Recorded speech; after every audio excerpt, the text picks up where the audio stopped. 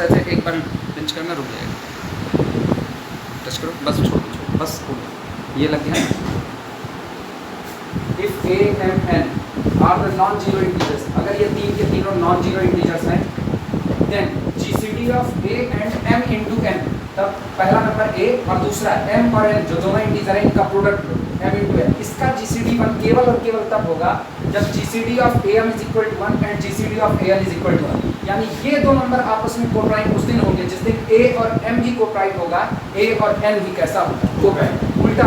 उल्टे में कहा जाएगा ये दो नंबर आपस में कोप्राइम है, वो दो नंबर आपस में कोप्राइम है, तो इसका मतलब a और m इंटू n ये भी आपस में कैसे होंगे, कोप्राइम। चलो प्रूफ करो,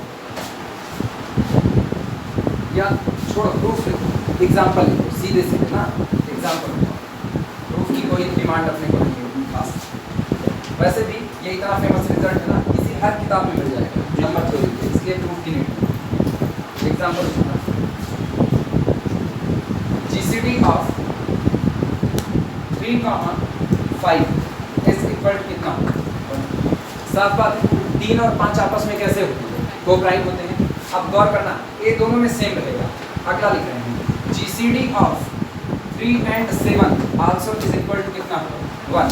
तो this implies that GCD of 3, 5 into 7, इसका मतलब ये वास्तविकता में है कौन, जीसीडी ऑफ 5 सते 35, 3, 35 इज इक्वल टू, दोनों आपस में कोप्राइम होंगे, 3 और 35 आपस में कोप्राइम। ये पहला एग्जांपल। दूसरा एग्जांपल देखना, दूसरा एग्जांपल खुद से सोच करके बनाओ। जीसीडी ऑफ कोई नंबर 11, 11 छोड़ो, कोई और कंपोजिट, जो composite 4, 7, GCD of 4, 7 is equal to 1। अगला जीसीडी ऑफ, ये सेम रहेगा 4 और किसके साथ 11, 4 and 11 also is equal to 1। तो तय बात है, इसका मतलब हुआ जीसीडी ऑफ 4, 11 से 77 है, आल्सो इज इक्वल टू, ये इसका मतलब अगर आपको दो कोप्राइम पता है और दोनों ही कोप्राइम में एक सेम इंटीजर आ रहा है, तो ऐसे केस में एक तीसरा कोप्राइम तैयार किया जा सकता है। पहला कोप्राइम नंबर कौन है, 4 और 7, अगले कोप्राइम कौन है, 4 और 11, तो अगला कोप्राइम कौन सा तैयार होगा, 11 से 77, 4 और 77 तैयार तय हो गया। आगे वाले डिजिट सेम रहेगी, सेम होगा। हाँ, वो एक सेम रखना है, ये गौर करो, ये लिखा है a m n, 3 he integer कुल अपने पास है, तो 4 इंटीजर की तो हम बात ही नहीं कर सकते। अगर हम आगे वाला ही बदल दिए, पहला इंटीजर बदल दिया, तो अपने पास 4 इंटीजर हो गए, जबकि रिजल्ट कितने इंटीजर पे काम कर रहे हैं, 3 पर, जिसमें से एक इंटीजर बाकी दोनों के साथ कोप्राइम है। अब इसका मेन बात यह है, एक इंटीजर बाकी दो के साथ कोप्राइम है, तो ये इंटीजर इन दोनों के प्रोडक्ट के साथ भी कैसा होगा, कोप्राइम होगा। देखो if a and b are relatively prime, अगर a और b आपस में रिलेटिवली प्राइम है, यानी कि कहा गया है कि GCD of a and b is equal to कितना, 1, तब ऐसे केस में दो नंबर और बन रहे हैं, a इंटू सी और अगला नंबर कौन है, b। कह रहे हैं इनका जो कॉमन डिवाइजर होगा, यानी अगर कोई नंबर m डिवाइड करता है a इंटू सी को, ये नंबर m डिवाइड करता है किसको, b को, तो इसका मतलब है ये नंबर m वास्तविकता में डिवाइड किसको कर रहा है, c को। Any common divisor of a into c and b is the divisor of c। Reason साफ सुथरा नजर आ रहा होगा, क्यों, रीजन बोलो। a और b दोनों का जीसीडी कौन है, 1। इसका मतलब दोनों को अगर कोई काट सकता है तो केवल कौन काटेगा, 1 काटेगा। और उसके बाद आप क्या कर रहे हो, आप दो नंबर a into c और b का एक कॉमन डिवाइजर m एग्जिस्ट कराते हो। अब गौर करना, m is the divisor of a into c, इसका तय मतलब है या तो m a को डिवाइड करेगा या तो m c को, और या तो दोनों को डिवाइड करेगा। जैसे 4 गुणे 8 करो, 4 8 32, 2 is the divisor of 4 into 8, इत्मीनान से देखना, 2 is the divisor of 4 into 8, 2 is the divisor of 4 and 2 is the divisor of 8, both दोनों को काटेगा। अगला सुनना, अब की बार इसी चीज को कर दो, 4 गुणे 3, 4 3 12 होता है, 2 is the divisor of 4 into 3, 2 is the divisor of 4 but 2 is not the divisor of 3, रोक लगी कि नहीं?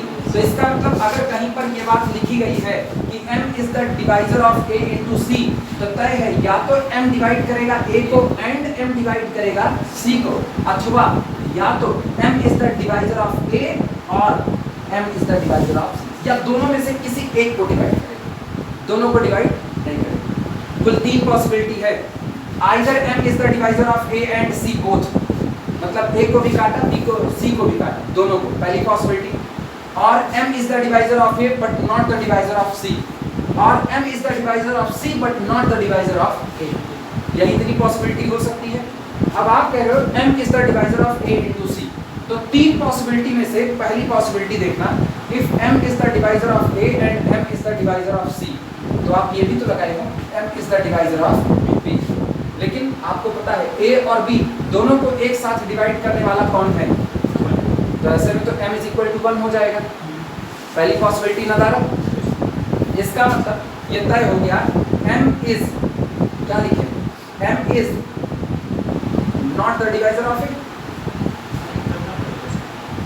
पॉसिबिलिटी सोचो, पॉसिबिलिटी ध्यान देना, GCD of a b is equal to 1 दिया गया। अब एक इंटीजर c ला है और इन्होंने कहा m is the divisor of a into c and m is the divisor of b implies that m is the divisor of c। सारी possibility सोचें। सबसे पहली possibility m is equal to 1, m बराबर जिस दिन 1 होगा उस दिन गौर करना, 1 is the divisor of a into c implies that 1 is the divisor of a and 1 is also the divisor of c। 1 तो सभी को डिवाइड कर सकता है। अगली बात यहाँ से देखना, यहाँ से क्या निकला, 1 is the divisor of b, तो दिखाना तो आपको यही था ना, वो तो यहीं पर मिल चुका, जो लास्ट में दिखाना था वो पहले ही मिल चुका, तय हो गया। अगला देखना, अगर m does not equal to 1 होता तो केस क्या होगा? if m does not equal to 1 तो तय हो चुका है, आप कह रहे हो m is the divisor of b, गौर करना b और a दोनों को इकट्ठे काटने वाला नंबर सिर्फ 1 हो सकता है, और आपने m को 1 होने से इनकार कर दिया, तो इसका मतलब m is the divisor of b but m is not the divisor of a, हाँ या ना? सही या गलत? सही। और आप ये भी कह रहे हो कि m is the divisor of a into c, तो ऑब्वियस बात है m a को नहीं काटता, b को काटता है और a into c को काटता है, तो तय बात है इसीलिए काट रहा होगा क्योंकि m शामिल होगा c के फैक्टर में। इसका मतलब साफ सुथरी बात है, ये तीनों बातें एक साथ आकर के देती हैं clearly m is the divisor of c। लेकिन प्रूफ इस तरीके से नहीं, प्रूफ करेंगे अलग तरीके से।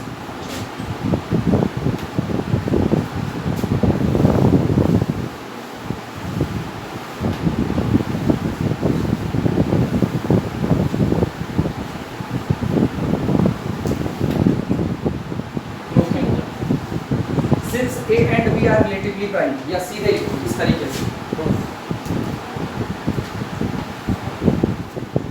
since GCD of A, B is equal to 1, चूंकि दिया गया है A और B का GCD 1 है, या तो एक जगह पर हम लोग थ्योरम निपटा चुके हैं, अगर दो नंबर A और B का GCD D है, there must exist integers x and y such that b can write d is equal to ax plus by, हो सकता है, and these integer x and y need not be unique, ये unique नहीं हो सकता। इसका मतलब क्या होगा? therefore there exist integers x and y such that, इसलिए यहाँ पर दो इंटीजर x और y ऐसे आएंगे ही आएंगे कि आप लिख सकते हो ax plus by is equal to this GCD, equation number 1।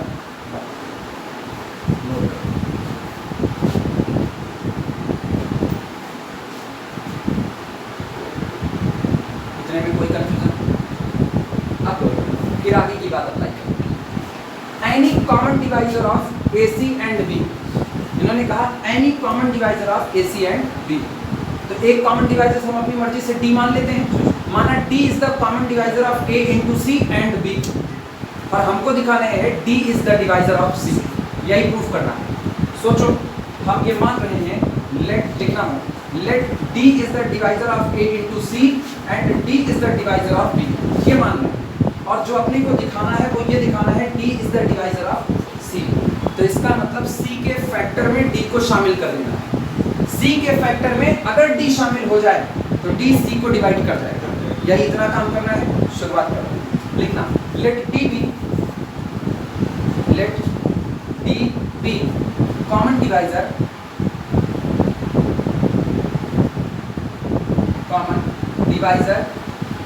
Of a into c and b।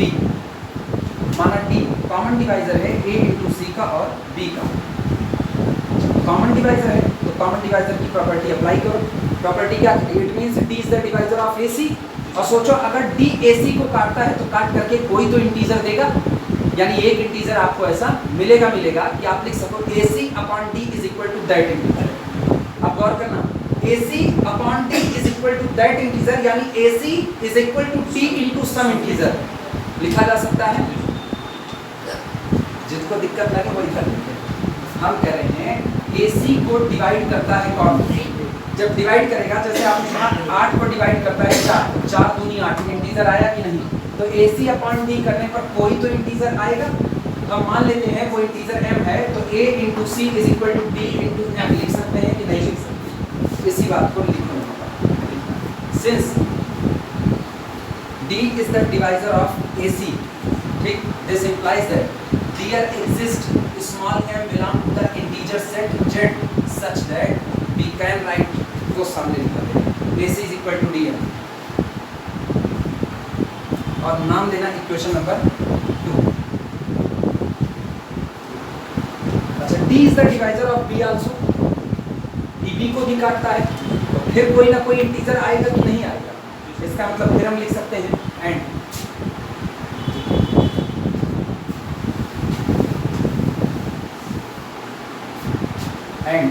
d is the divisor of b implies that there exists integer small n belong to the z such that लिख सके कितना b is equal to b into n, नाम देना equation number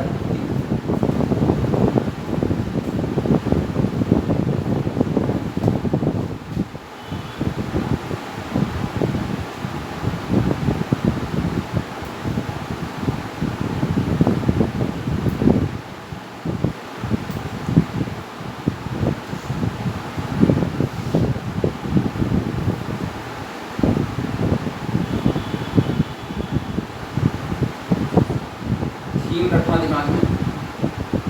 d को c को divide करना है, दिखाना है d is the divisor of c, तो d को शामिल करना है c के फैक्टर में। क्या ये हिस्सा है? पहला इक्वेशन देखो, क्या यहाँ पर ac मौजूद है? इसका इस्तेमाल इसमें तब तक नहीं कर सकते जब तक यहाँ पर c शामिल ना हो जाए, क्योंकि ये ac b को तो शामिल कर सकते हैं, b में दिक्कत नहीं, b बराबर कितना है d इंटू n, उठा करके सीधे वैल्यू रख सकते हैं। लेकिन यहाँ से रखें तो या तो बटे में रखें dm अपॉन c रखें, थोड़ा अनफेयर लगेगा। तो हम एक काम करते हैं ना, इस इक्वेशन नंबर 1 में c का मल्टीप्लाई कर देते हैं, चलेगा? लिखना equation 1 into c give, equation 1 में c का मल्टीप्लाई करो, acx plus bcy is equal to c। अब ac की वैल्यू उठा करके AC की वैल्यू है कितनी? dm, this implies that dmx plus b की वैल्यू कितनी? dny इज इक्वल टू कितना? c। सोचो c का फैक्टर हो चुका है, अगर d कॉमन dnc dn, अच्छा c का मल्टीप्लाई dncy, और ध्यान दो तो c का फैक्टर हो चुका है, गड़बड़ हुआ? d पूरे में से बाहर निकालो, mx प्लस इधर कौन बना ncy इज इक्वल टू कितना? c के 2 टुकड़े हैं, थोड़ी देर के लिए इधर इधर इधर देखो, इस पूरे हिस्से को देखो, ये मतलब m इंटीजर था, x इंटीजर था, इंटीजर पूरे इंटीजर क्या लिखा गया? इंटीजर। अगला देखना n integer, c integer, y integer, तो 3 इंटीजर का multiplication integer, integer plus integer again कितना? इंटीजर। क्या हम इसको m डैश लिख सकते हैं? और अगर ये पूरा m डैश है तो गौर करो क्या हुआ, d into M dash is equal to c के फैक्टर में दो टुकड़े चढ़े, कौन से, d चढ़ा और m डैश। तो तय बात है if d is involved in the factor of c, it means d is the divisor of c। शामिल हो गया कि नहीं? This implies that d is the divisor of c। ये m डैश मानो चाहे ना मानो कोई दिक्कत नहीं, सीधे लिख सकते हैं। नोट कर लो। दो नंबर a और b इंटीजर, दोनों इंटीजर का जीसीडी 1 आपस में को प्राइम, यानी 1 ही वो सबसे बड़ा नंबर है जो दोनों को डिवाइड कर सकता है। अब आगे कह रहे हैं देन अगर आपको किसी ने कह दिया GCD of A C and B कितना होगा, तो उसको कह दो ए और बी पहले से को प्राइम थे, आपने मर्ज कितना किया, केवल सी का मल्टीप्लाई कर दिया, तो एक्स्ट्रा कौन बढ़ा लो, सी। तो सारा दारोमदार होगा भी तो किसके ऊपर होगा, सी के ऊपर। इसका मतलब GCD of A C comma B कुछ और नहीं, GCD of C and B. Reason A और बी पहले से ही कोई फैक्टर आपस में कॉमन नहीं रखते थे, तो इसका मतलब सी के आने पर भी अगर कोई फैक्टर कॉमन आएगा तो किसकी वजह से होगा, सी। तो आप केवल बी और सी का जीसीडी निकाल लो, वही आपका आंसर। क्लियर है? प्रूफ ही कर।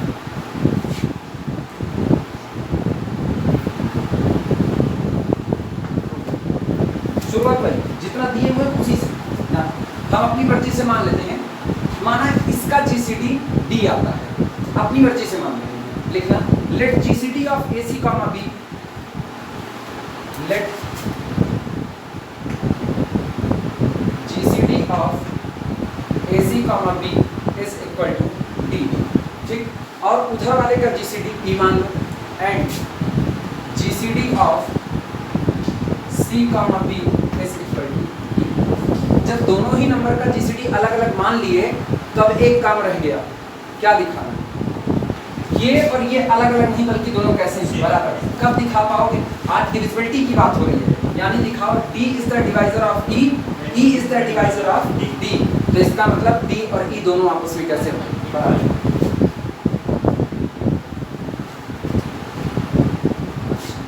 इसका मतलब क्या होगा, this implies that GCD of AC, B is equal to D। इसका मतलब ये हुआ D is the divisor of AC and D is the divisor of D। लिखा जा सकता है, लिखो वन बाई वन स्टेप पे चल रहे हैं।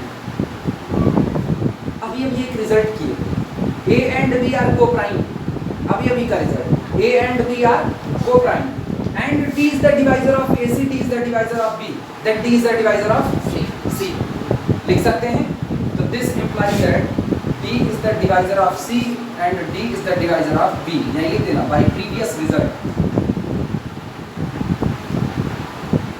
by previous result, पुराने वाले।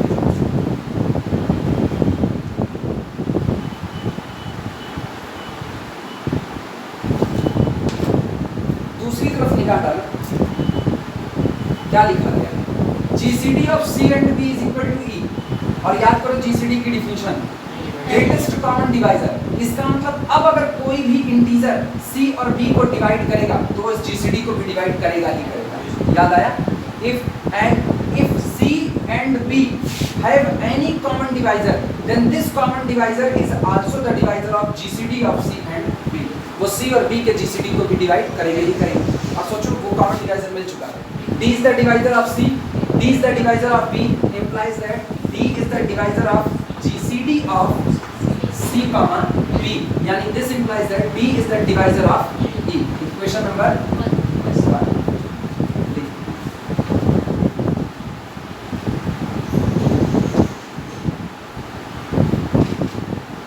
हो गया?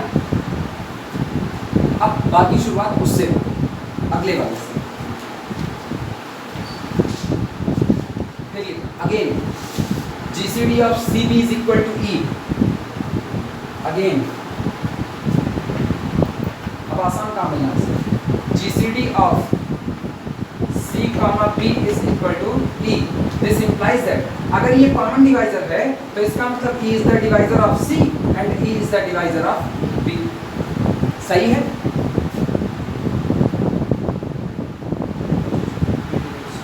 नहीं रुको, E is the divisor of C, E is the divisor of B, तो इसका मतलब अगर कोई नंबर c को काट रहा है तो c के सारे मल्टीपल को भी काटेगा, यानी this implies that e is the divisor of ac and e is the divisor of b। पुराने रिजल्ट के ही आधार पर सारी बातें चल रही हैं, इसलिए वो याद होना चाहिए। नहीं समझ में आया, इसके लिए देखना तुरंत example. 4 is the divisor of 8, काटता है तो जाहिर सी बात है 8 का मल्टीपल 8 दूनी 16, उसको भी काटेगा करेगा। इसका मतलब 8 का मल्टीपल 8 त्रिक 24, इसको भी डिवाइड करेगा, यानी 8 का general multiple 4 is the divisor of 8 into होगा, यही लिखा है। If e is the divisor of c then e is the divisor of any multiple of c, c into a, c का ही तो मल्टीपल होगा।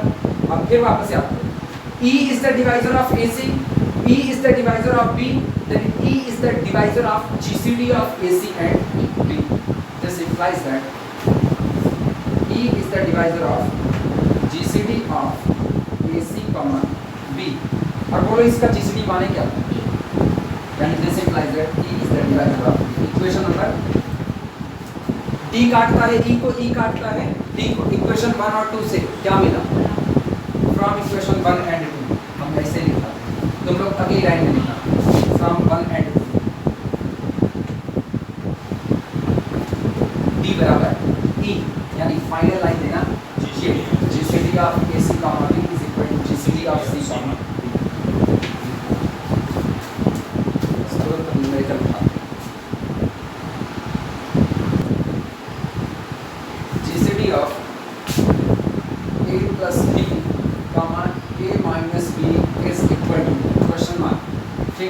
आगे शर्त लगा दी गई है, if GCD of a comma b is equal to 1।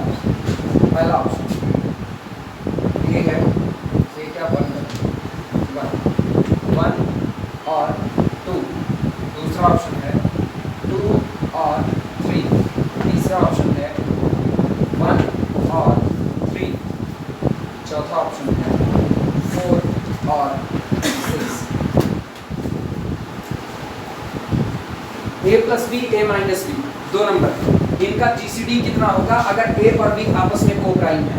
ये चार ऑप्शन लगे हैं, जीसीडी या तो 1 होगा या तो 2 होगा, जीसीडी या तो 2 होगा या तो 3 होगा, या तो 1 होगा या तो 3 होगा, या तो 4 होगा या तो 6 होगा। न्यूमेरिकल नोट करो, सोच करके जवाब दो।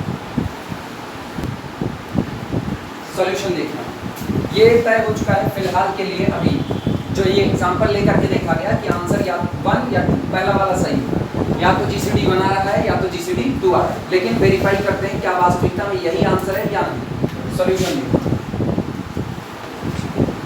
सॉल्यूशन अपनी मर्जी से मान लो इसका जीसीडी कुछ भी हो सकता है, लिखना let d is equal to GCD of a plus b comma a minus, माना दोनों का जीसीडी d है, तो तय हो गया है।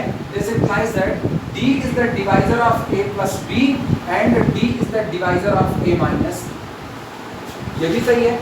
इसका मतलब क्या होगा, this implies that d is the divisor of this and this, दोनों के सम का, a plus b plus a minus b and d is the divisor of दोनों के डिफरेंस का, a plus b minus a minus b लिखा जा सकता है।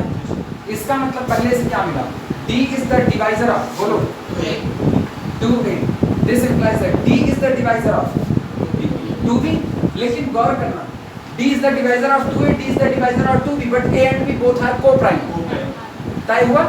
और अगर ये a और b co-prime है तो d a को और b को नहीं काटेगा, इसका तय मतलब है d is the divisor of 2, और 2 को काटने वाले दुनिया में बस दो नंबर, आइदर 1 और 2, बस इसके अलावा नहीं।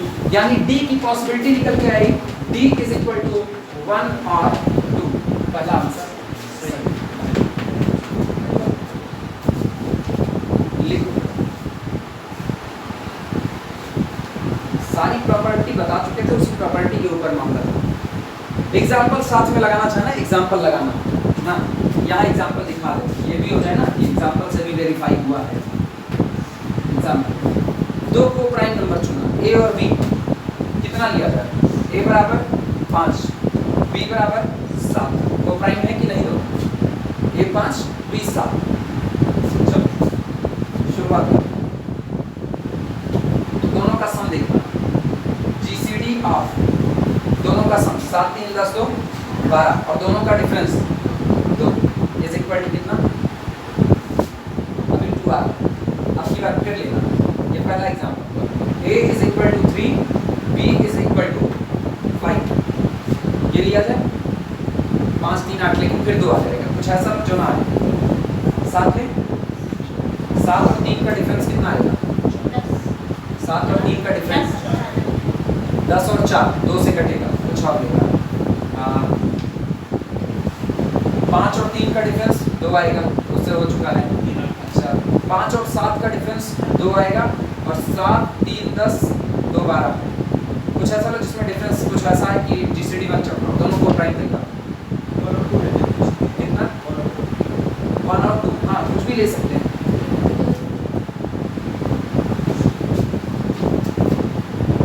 a इज इक्वल टू 1 ले और b इज इक्वल टू 2, वो प्राइम तो है ही है, तो इसका मतलब जीसीडी ऑफ 2 1 3 और दोनों का डिफरेंस 1 इज इक्वल टू ये सब।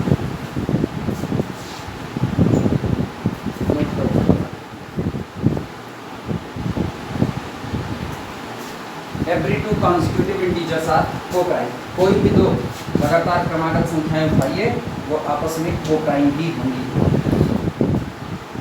शुरुआत करते हैं, 2 कॉन्सिक्यूटिव उठाना है, पहला n ले लेते हैं, दूसरा n प्लस 1 ले लेते हैं, दोनों ले लिया। अभी गौर कर, एक तो हमने लिया n, दूसरा ले लिया n प्लस 1 और हम नहीं कहते कि ये को-प्राइम, नहीं बोल रही है को-प्राइम, तो मान लेते हैं इनका जीसीडी कितना आया, d आया। अगर इनका जीसीडी d है तो इसका मतलब d is the divisor of n and d is the divisor of n plus 1, तय हो गया। d n को भी काटता है n प्लस 1 को, तो d दोनों के डिफरेंस को भी काटेगा, इसका मतलब d is the divisor of n difference n plus 1 और दोनों के बीच में डिफरेंस कितने का 1 का, इसका मतलब d is the divisor of 1 और 1 को काटने वाला दुनिया में सिर्फ 2 नंबर आएंगे, -1 और +1। -1 आप ले नहीं सकते क्योंकि नेगेटिव है, जीसीडी पॉजिटिविटी से होगा, तो d बराबर कितना होगा, प्रूफ हो चुका है, देखना proof. Let n and n plus 1 are consecutive integers,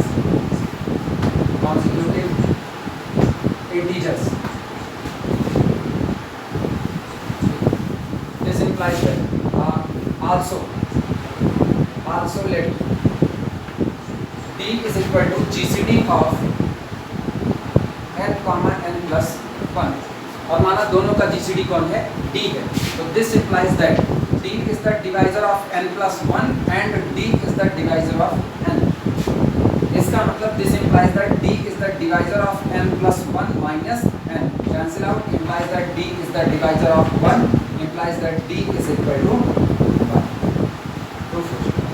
2 consecutive integers are co-prime।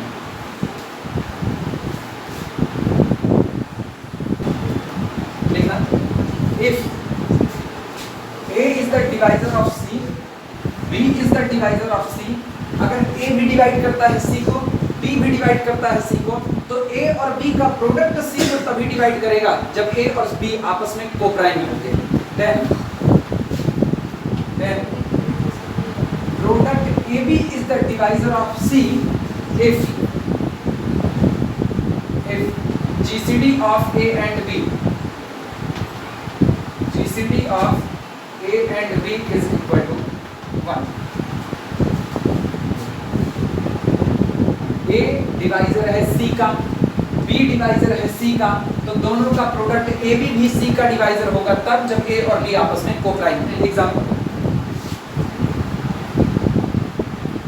में फटाफट सोचना, A is equal to 3 लिया, B is equal to 5 लिया, को-प्राइम है कि नहीं, पहले यही निपटाओ। a और b को-प्राइम है, इसका मतलब 3 इज द डिवाइजर ऑफ 6, लेकिन 5 तो नहीं है ना 6 का डिवाइजर, तो वही हाँ 15। 3 is the divisor of 15, 5 is also the divisor of 15, this implies that 3 into 5 यानी खुद कौन 15 इज द डिवाइजर ऑफ 15। हो गया, एक ऐसा लो ना जिसमें कई तैयार, जैसे अभी वहां पे तैयार किए। ये पहला एग्जांपल। दूसरा example, a is equal to कितना लिया जाए? A इज इक्वल टू 5 और B इज इक्वल टू ले लेते हैं 7, चलेगा? ठीक। A is the divisor of, यानी 5 इज द डिवाइजर ऑफ 35, कुछ और बड़ी जो 7 और 5 दोनों से कट रहा है, 35 का मल्टीपल, 35 गुना 70 कटेगा ना? हाँ। 5 is the divisor of 17. अगला देखना, 7 is also the divisor of 17. This implies that 5 सते 35 is the divisor of हमेशा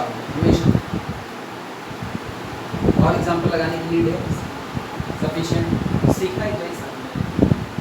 याद रहे A divisor C, B divisor C, then product AB is also the divisor of C when A and B both are co-prime. इसके अलावा पे रोक दें। अगला रिमार्क में हो गया हटा रिमार्क में अगला प्रूफ हम उतने के दे रहे हैं ना जो बहुत ज़्यादा जरूरी है, बाकी के प्रूफ हटा दें, बाकी तो बस ऐसे ही रूल है, अपने को रूल जानना है।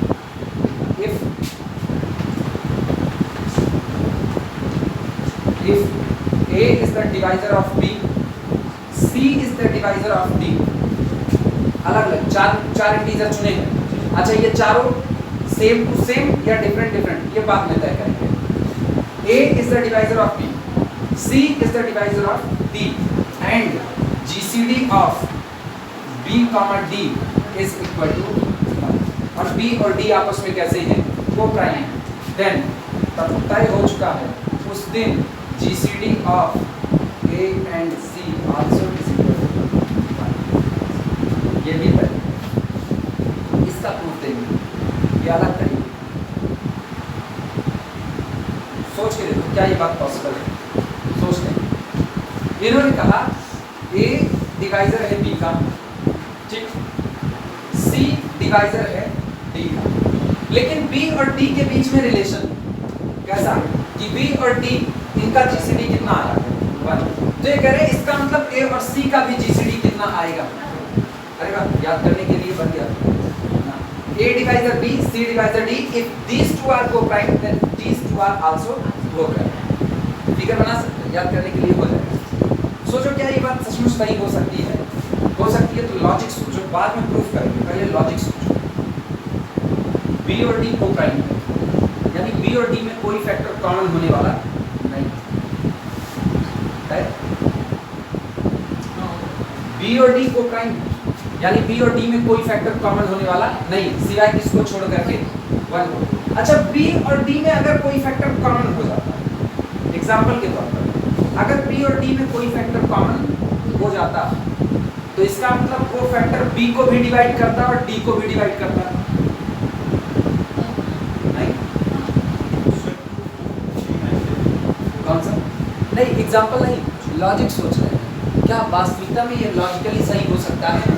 प्रूफ के अकॉर्डिंग तो हाँ, स्टेटमेंट है, सही होगा ही होगा। लॉजिकली सोचो, इन्होंने कहा A is the divisor of B, इसका तय मतलब है B upon A is equal to कुछ तो आएगा। इन्होंने कहा C is the divisor of D, इसका मतलब D अपॉन C कुछ तो आएगा। B और D आपस में को-प्राइम है, मान लिया ना होता तो क्या? ना होता तो कोई फैक्टर कॉमन होता, इसका मतलब यहाँ से क्या लिख सकते हैं? B is equal to A into M, और यहाँ से लिख सकते हैं D is equal to C into M।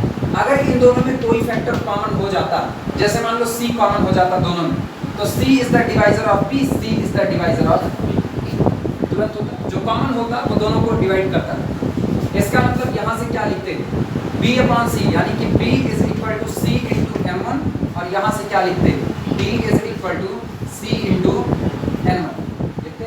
अब अपने को ये सोचना क्या उस दिन A और C में भी फैक्टर कॉमन हो जाते? A और C में इनके फैक्टर कॉमन होते, क्या A और C के भी फैक्टर कॉमन हो जाते? सोच के जवाब हम सामने लिख चुके।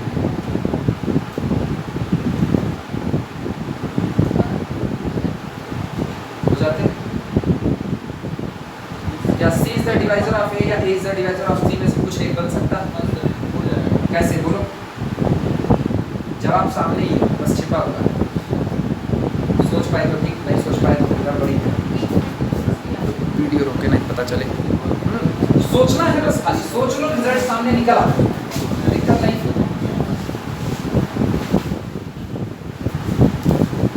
अब आप लॉजिकली प्रूफ करते हैं, ये तो हो चुका है। चलो शुरुआत, प्रूफ में लिखना जो दिया गया उतने से a is the divisor of b दिया गया है।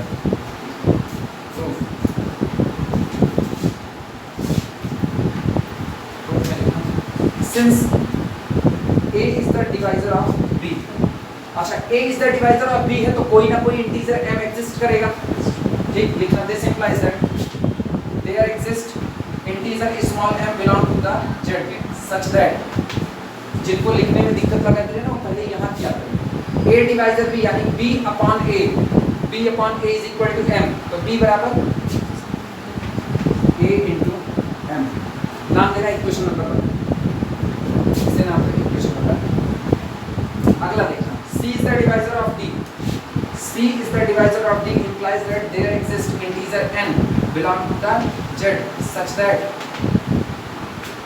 फिर वापस सोचो, d upon c is equal to n, तो d बराबर c into n, d is equal to c into n, equation number 2।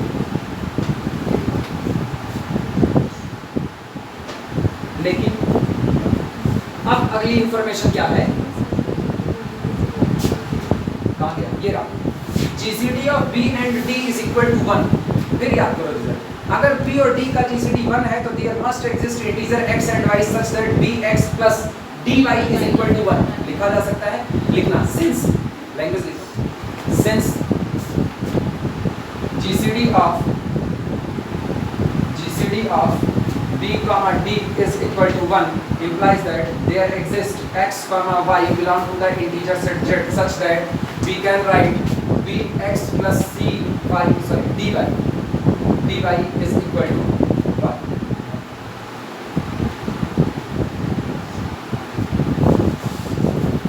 और अपने हाथ में b और d की वैल्यू को आया ना, उठा करके क्वेश्चन नंबर 1 से b और d की वैल्यू को पुट कर दो।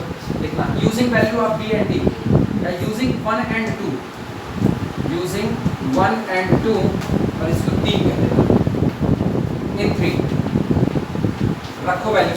b की वैल्यू देखना, b कितना am, तो वहां कितना होगा amx, अगला कौन प्लस d की value cny is equal to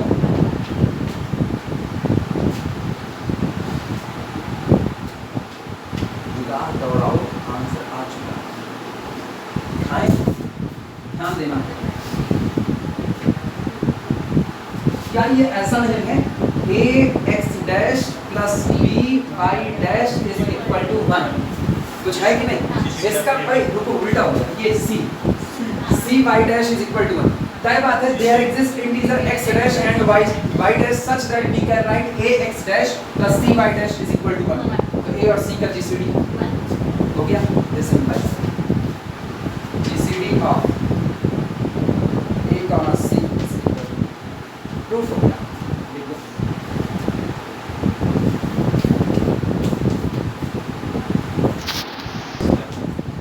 A और B, जो GCD A और B का होगा वही GCD A प्लस B और B का होगा।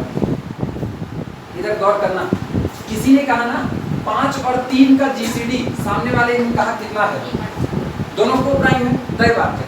तो 5 में 3 ऐड करो, कितना होगा 5 3 8, 8 और 3 का भी GCD कितना आएगा 1 आएगा। फिर अगला देखना, इधर गौर करना, 8 और 2 का GCD कितना होता है, 8 और 2 का GCD 2, because 2 is the divisor of 8। 8 में 2 ऐड करो, 8 2 10, इसका मतलब 10 का और 2 का भी जीसीडी कितना, because 2 is the divisor of 10।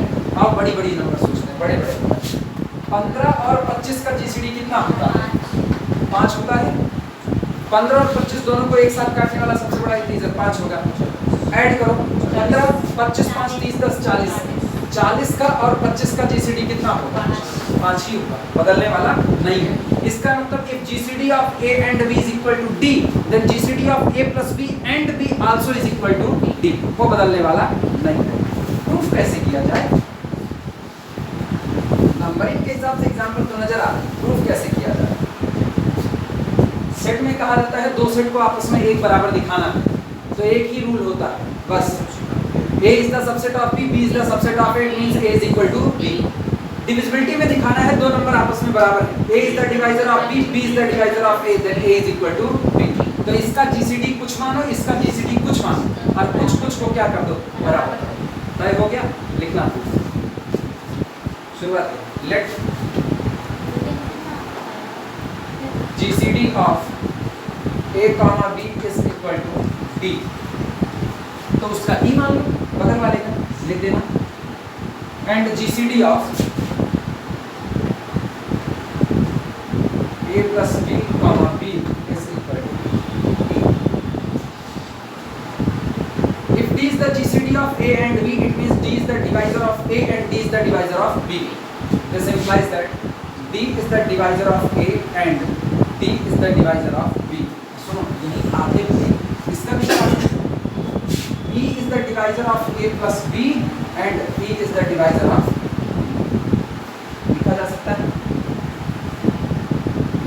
चलो यहाँ से क्या कर सकते हैं, चलो यहाँ से वो बनाएं, इधर इधर देखोगे, यहाँ से वो बनाओ, वहां से ये बनाओ। D is the divisor of E, E is the divisor of D, बगल बगल बनाते चल रहे हैं। यहाँ कौन है, आओ A plus B बनाते हैं, बोलो D is the divisor of A, D is the divisor of E, implies that D is the divisor of A plus B and D is the divisor of B. वो बन गया कि नहीं बन गया? अब वहां से इनको बनाना, बोलो E is the divisor of A plus B minus B and B, E is the divisor of B. इसका मतलब एक बार और लिखो, implies that D is the divisor of A plus B and D is the divisor of B, और यहाँ से E is the divisor of A and E is the divisor of B. हो गया उथल पुथल। इसका मतलब अगर इनको और इनको काटता है तो इनके और इनके GCD को भी काटेगा।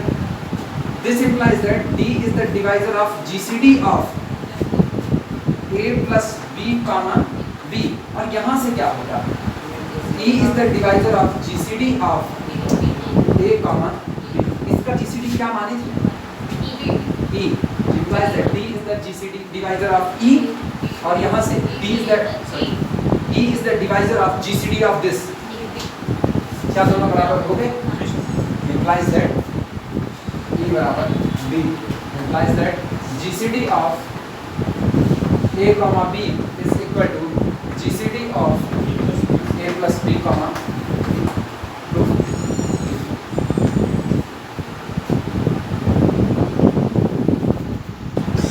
ऑड प्राइम की डेफिनेशन पे लिख देना, every prime except 2 is odd prime. जितने भी प्राइम होते हैं दो को छोड़कर वो सारे के सारे ऑड प्राइम। यानी एक बात तो साफ है, जितने भी ऑड प्राइम होते हैं उनका टाइप होता है 2n+1। तीन को लोगे तो कितना, 3 2 3 कितना, 2 1 के 2 1 3 बनाना, 2 1 के 2 1 3, टाइप तो यही हुआ। अगला होगा, अगला 7 2 3 6 1 7, अगला कौन 11 2 5 6 10 1 11, सारे इसी टाइप के।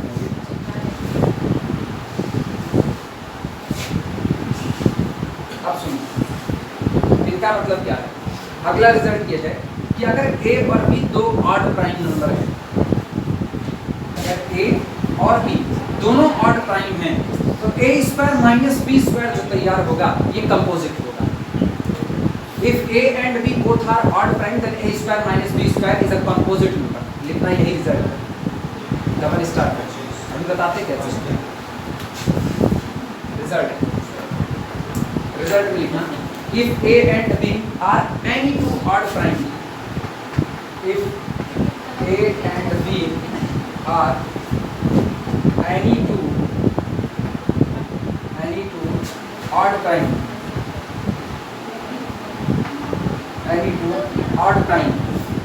then A² minus B² is composite.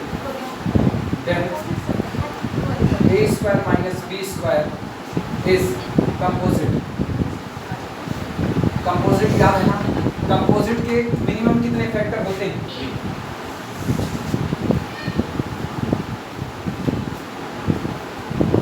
सबसे पहला काम करो A² माइनस B² को दो हिस्से में तोड़ दो। सबसे पहला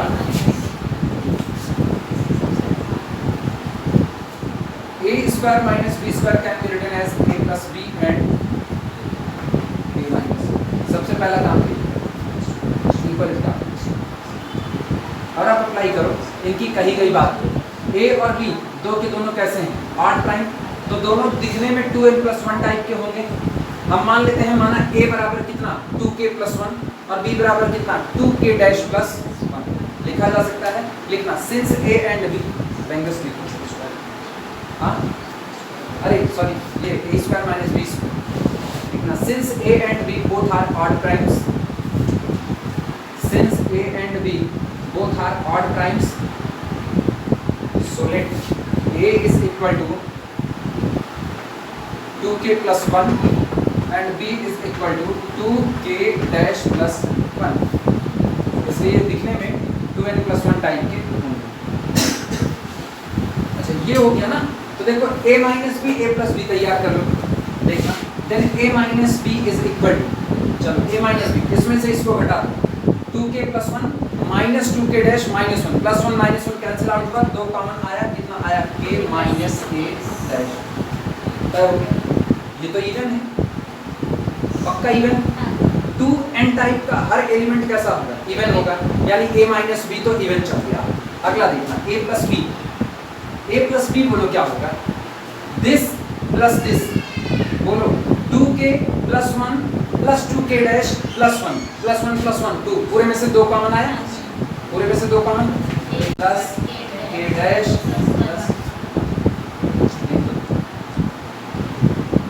पहला भी इवन दूसरा भी इवन, यही आके बताना ये भी कैसा मिला इवन, ये भी कैसा मिला इवन, दोनों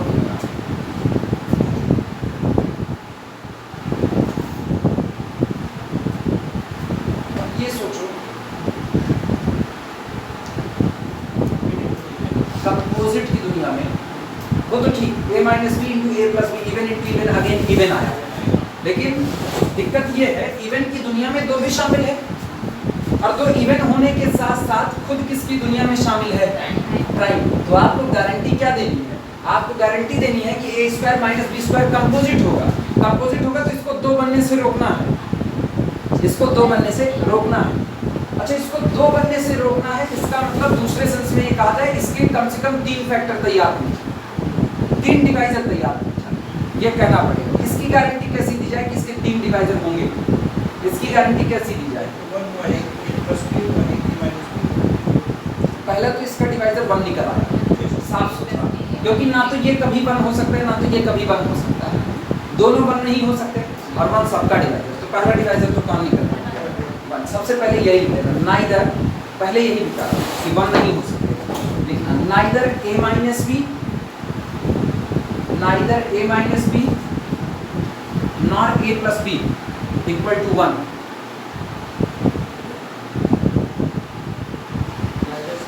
Neither a minus b nor a plus b equal to 1।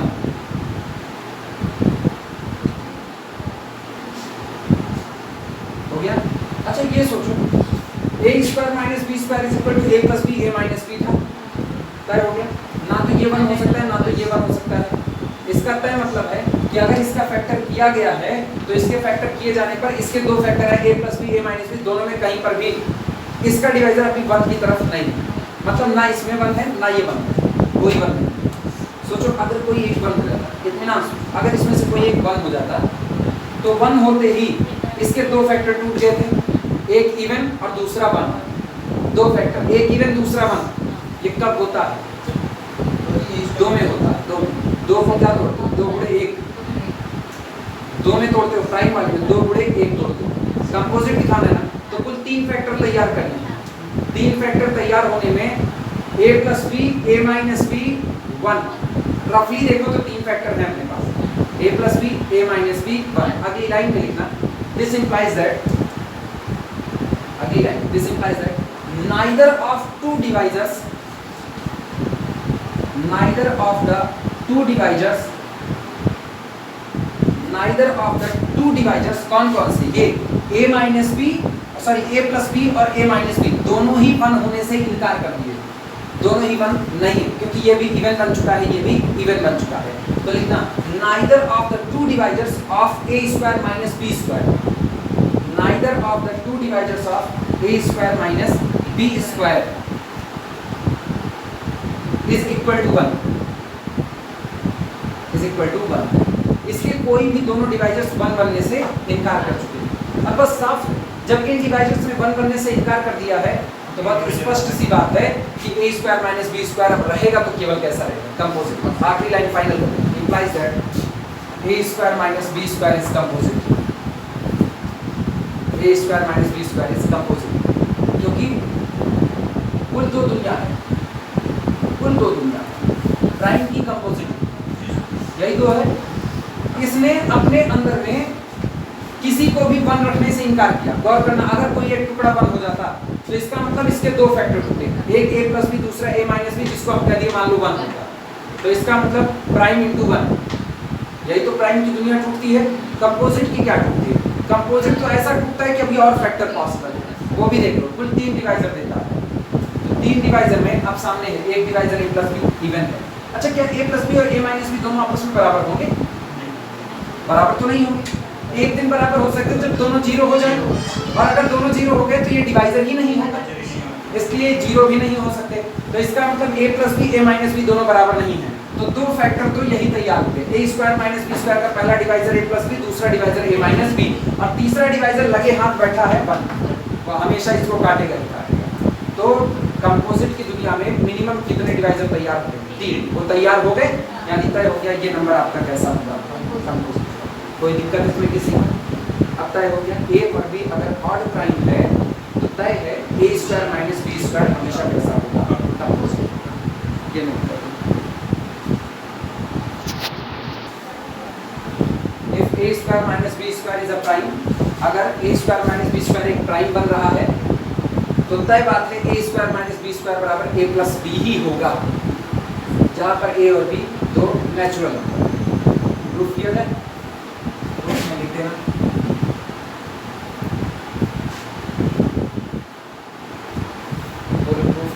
क्या दिया गया? a square minus B square is equal to, दो फैक्टर टूटा a प्लस बी और कितना a माइनस बी। अच्छा, ये प्राइम है ना? अगर ये प्राइम है, दिमाग चलाना, अगर ये प्राइम है तो जाहिर सी बात है प्राइम का फैक्टर क्या होता है? प्राइम का फैक्टर होता है प्राइम गुणे 1, यही तो फैक्टर होता है।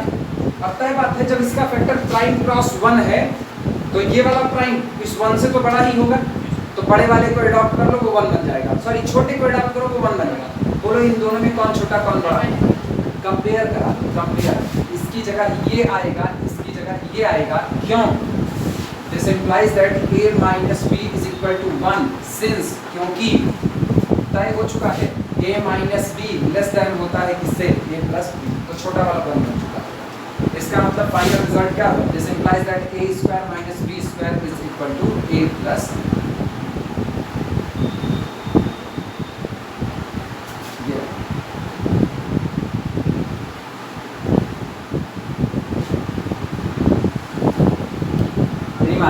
every integer is of the form 3q और 3q plus minus 1। जितने भी इंटीजर होते हैं, जितने भी होते हैं, positive integer, negative integer, neither positive non negative, यानी खुद कौन 0, वो सारे integer 3q plus minus 1 type के होते हैं। दूसरा, वो सारे integer 4q plus minus 1, 4q plus minus 2 type के होते हैं, या वो सारे integer 5q plus minus 1, 5q plus minus 2 type. कोई भी इंटीजर उठाओ, इनमें से एक कैटेगरी में जाएगा, तय बात है। कौन सा? कौन इंटीजर?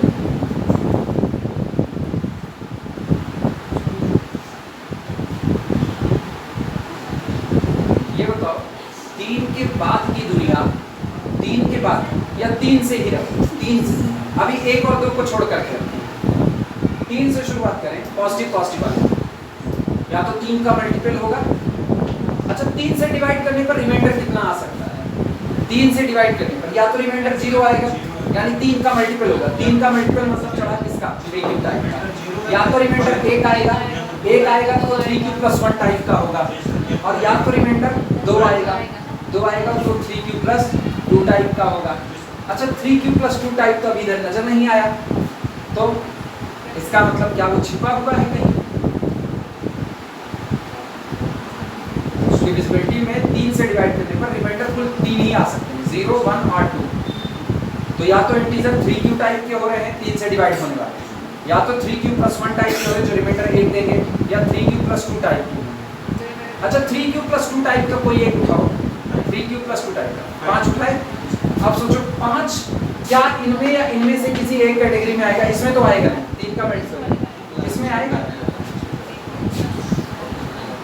क्या? 5 उसमें आएगा 3q+-1 में, 3q+-1 में कितना बोलो? 5 को क्या लिख सकते हैं? 3 × 2 3 दूनी 6 -1 शामिल हो गया कि नहीं? या तो 3q+1 में गिरेगा या तो 3q - 1 में गिरेगा। एक बढ़ा के एक कम कर दे, 3 गुना चल रहे थे, बढ़ा करके पीछे आ गए। अच्छा अब कोई और इंटीजर उठाओ, कोई एक रैंडमली उठा, 10 उठाएं, 10 को अगर देखा जाए तो क्या लिख सकते हैं? 3 × 3 = 9, 1 10, 3q+1 है कहीं? ये 3q+1 तय हो गया। 11 लेते हैं, 11 क्या लिखें? 3 × 3 = 9, 1 10 1 11, 2 चाहिए, नहीं दिख रहा है, तो 3 × 4 = 12 और 1 कम, शामिल हो गया कि नहीं? इसका मतलब कोई भी इंटीजर होगा या तो 3 का मल्टीपल होगा, या तो 3q+1 टाइप का होगा, या तो 3q - 1। और नेगेटिव पे, और नेगेटिव पे पॉजिटिव पॉजिटिव पे क्या करें? नेगेटिव पे। हाँ turn on reserve mode, do not, इसी पर रोको, इसके बाद की बात